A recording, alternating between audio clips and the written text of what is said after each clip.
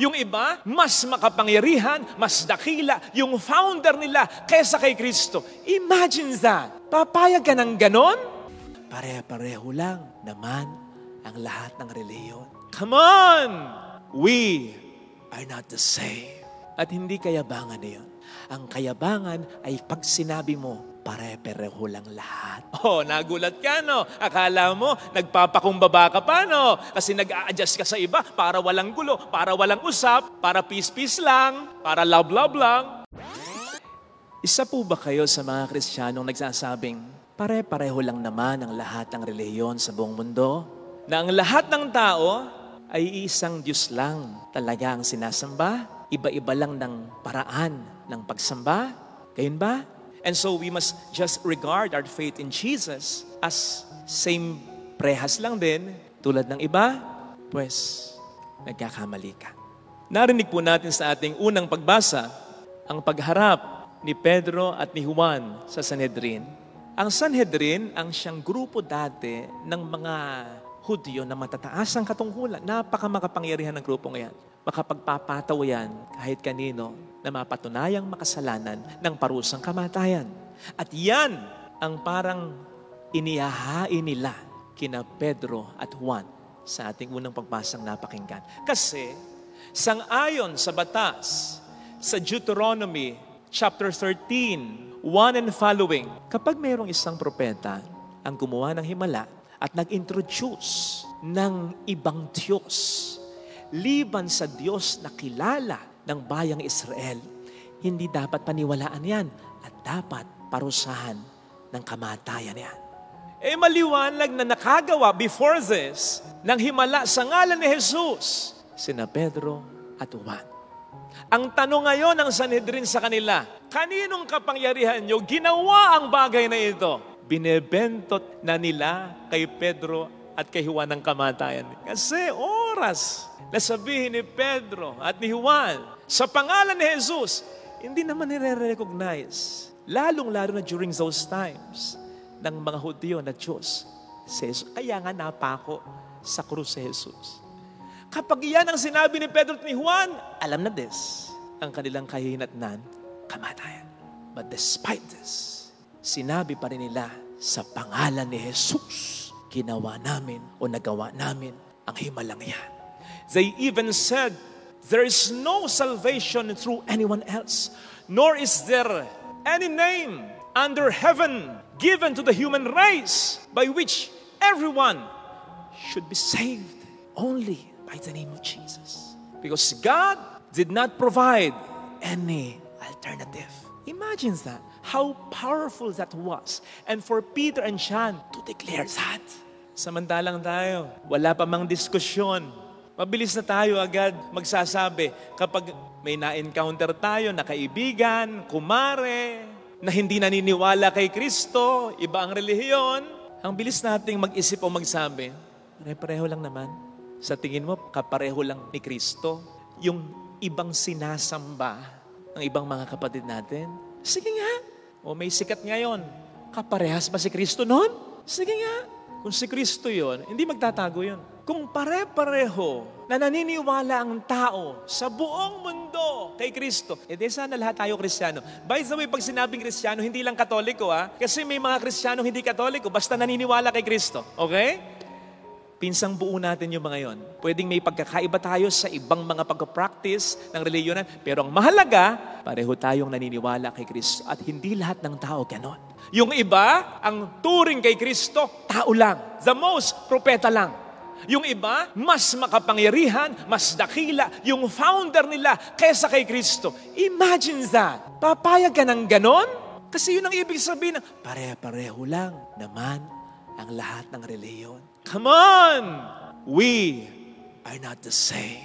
At hindi kayabangan na yun. Alam nyo kung ano ang kayabangan?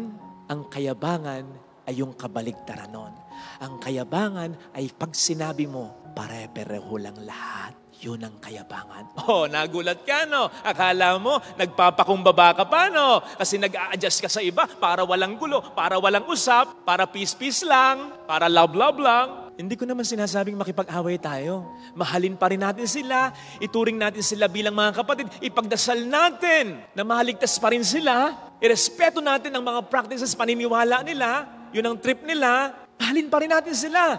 Hindi ko sinasabing makipag-away tayo. Ang ipinagdiriran ko yung madalas yung sinasabi, pare-pareho lang kasi hindi pare-pareho lang. Hindi kapakumbabaan yan, kayabangan yan. Sakit mo namang magsalita, Father. Patutunayan ko sa iyo kung bakit kayabangan yan. Sino bang nagsabi na Diyos si Jesus? Yung sinabi ni Pedro at ni Juan sa pagbasa na ating napakinggan, na kay Kristo lamang ang kaligtasan, nasa silong ng kalangitan, wala nang ibang pangalang ibinigay ang Diyos para maligtas ang tao. Pangalan ni Jesus lang. Sino ba ang nagsabi niyan? Ang original bang nagsabi niyan ay sina Pedro at Juan? Hindi. Sino? Si Kristo mismo. Ang Diyos mismo. Patunay, John 14 verse 6. Ang sabi ng Panginoon, maliwanag na maliwanag, I am the way, I am the truth, I am the life. Hindi niya sinabing, I am just one of the ways. Ako ay isa lamang sa maraming mga daan papunta sa langit. No!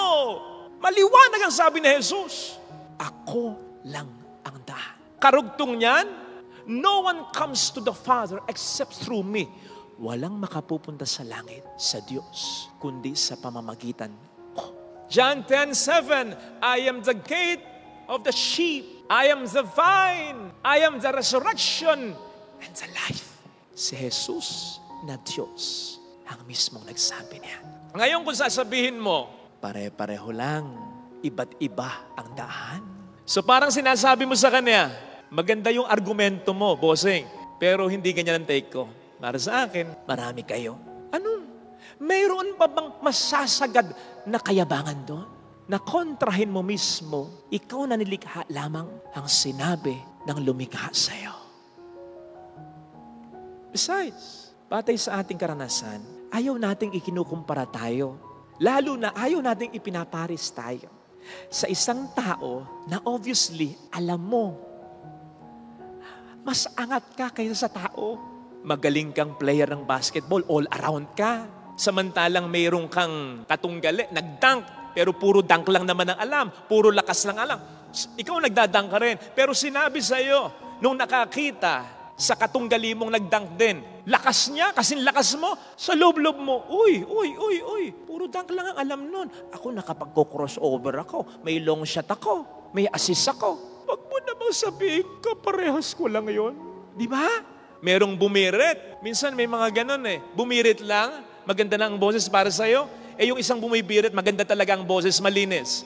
Dahil may bumirit, sasabihin agad sa'yo, ganda ng boses niya, taas ng range. Kasing taas, kasing ganda ng boses mo. Sa loob-loob mo, hindi mo man sabihin ng tahasan, excuse me, mas maganda ang boses ko doon. Mas malinis ang boses. Siya puro lakas lang. Yung nanay ko, kamakailan,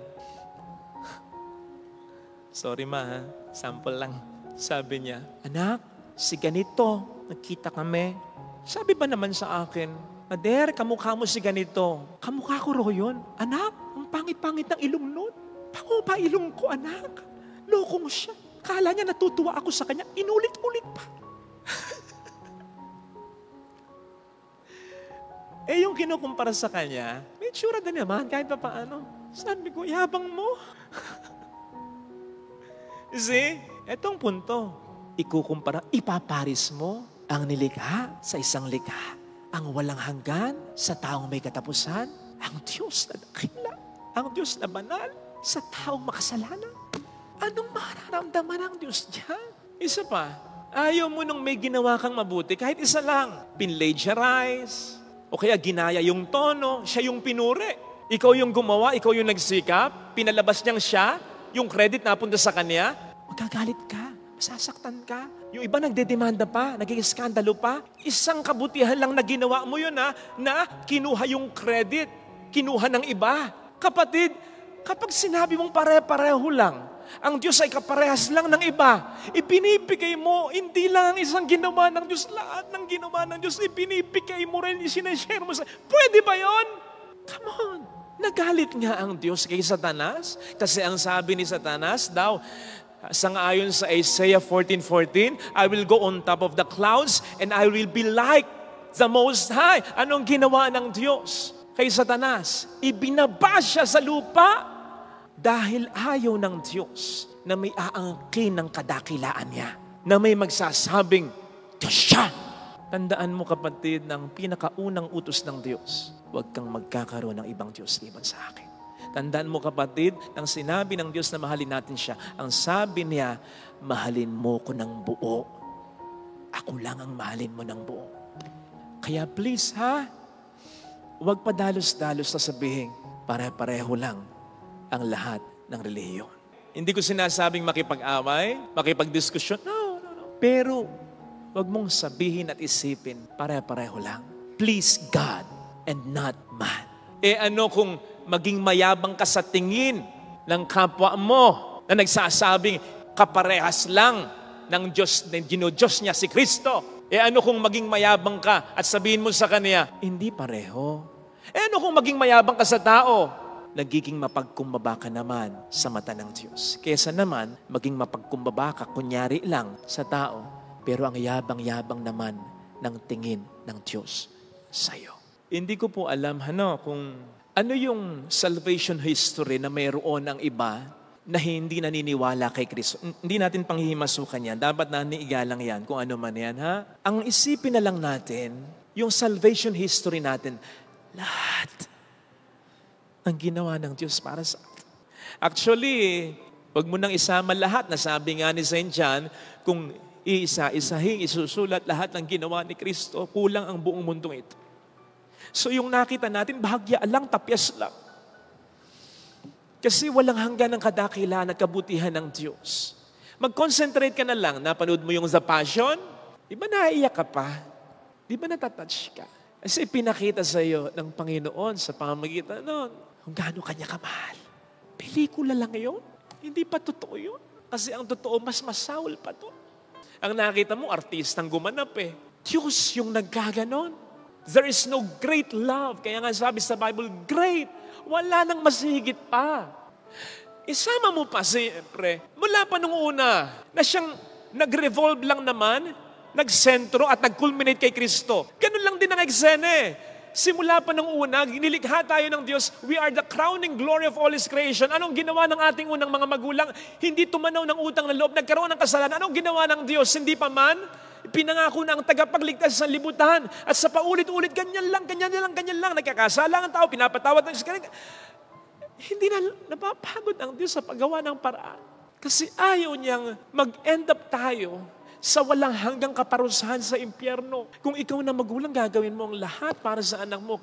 Kahit pa ikapahamak ng buhay mo, masiguro mo lang ang magandang kinabukasan nito. Ganon exactly, as an analogy, lang ang ginawa ng Diyos. Kasi higit pa dyan. And then, para sa'yo, pare-parehas lang. May ibebet ka bang iba na gumawa niyan? Kasi kung sasabihin mo na pare-pareho lang, hindi pa enough yung ginawa ni Kristo. Kasi kailangan pa ng iba. Para mo sinasabi mo sa Panginoon, ganda ng ginawa mo, Lord. Pero, sorry para sa akin, may iba pang paraan. Ano? May kulang? May kulang pa? Imagine, kung anong mararamdaman ng Diyos pag ganyan. Hindi ka lang naniniwala, hindi mo pinaniniwalaan yung ganap niyang kapangyarihan, hindi mo pa pinaniniwalaan ang ganap niyang pagmamahal. Sakit niyan. Sabi ng isang quote, if you are giving your best to a person, and this person does not appreciate what you are giving, then you are giving your best to the wrong person. Kung lahat binibigay mo na, hindi niya nakikita, baka mali yung pinagbibigyan mo ng best mo. Pero sipin mo, paano kung magkakamali, Father? Asawa ko to anak ko to magulang ko to. Hindi ako pwedeng magkamali. Hindi ikaw ang mali-mali. Siya. Merong malaking mali sa kanyang appreciation. At gano'n ang ginagawa natin kapag hindi natin ina-appreciate ang kapangyarihan at pagmamahal ng Panginoon. Kapatid, sinasabi ko sa iyo, wala nang ibang makagagawa ng ginawa ng Diyos para sa iyo. At wala nang ibang makapagmamahal sa iyo ng lubos. Ang Diyos lamang. Sana makita mo ito.